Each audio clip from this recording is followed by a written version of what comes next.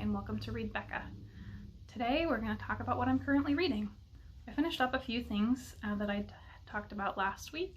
The Vela by S.L. Huang, Yoon-Ha Lee, River Solomon, and Becky Chambers, as well as City of the Plague God by Sarwat Chadha.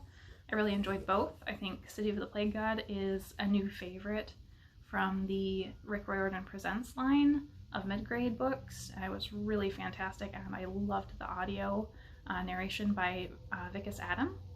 When I finished that up, I actually found that Remote Control by Nnedi Okorafor, her new release, was actually available to check out right away from my library, so I've actually started and finished that over the course of this week. It was only a couple hours on audio, so it was a very quick listen and really, really fantastic. As far as what I've got in progress this weekend, I am still carrying on with Dark Constellations by Paula Olekseriak. So I have finished up the first section set in 1880, following scientists and naturalists on an expedition, as well as the section that's set in the 1980s. Really it follows the coming of age of a boy who is a hacker. So that actually takes place over the 1980s through the 2000s.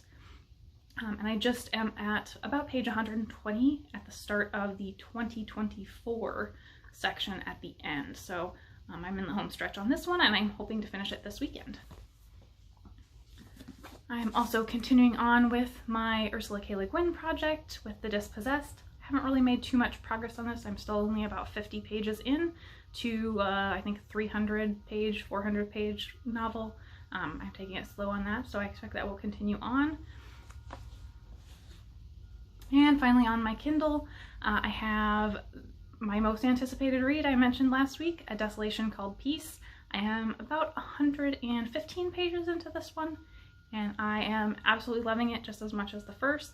It's really interesting what Arkady Martine had done in the first book, setting us up with this kind of fangirl of the culture that she's ambassador to, and then in this one, we see sort of a different side, but having set us up from that first book, you can't help but feel almost empathy for the colonizer, and it's a very weird reading experience, so I'm very much enjoying that. I also need to get to, on my library holds this weekend, Dragon with a Chocolate Heart by Stephanie Burgess, so I am planning to start that later on today. That's what I've got currently reading. What are you reading this weekend? Leave comments down below and let me know what's going on with you. Thanks for watching, like and subscribe.